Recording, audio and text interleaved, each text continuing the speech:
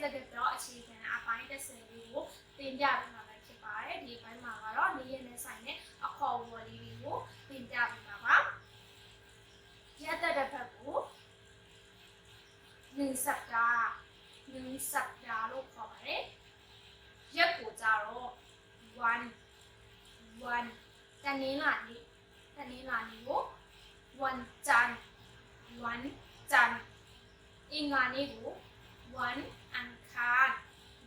อังคารဗုဒ္ဓဟူးနေ့ကိုวันพุธကြာသပတေးနေ့ကို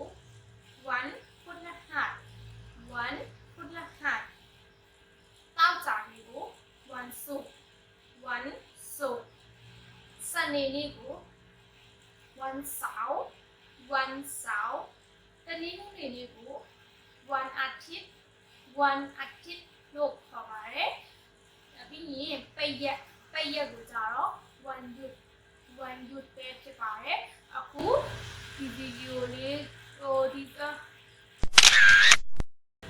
ဗီဒီယိုလေးကိုကြိုက်နေတဲ့ဆိုလို့ရှိရင် like and share လုပ်ပေးကြပါအောင်เนาะ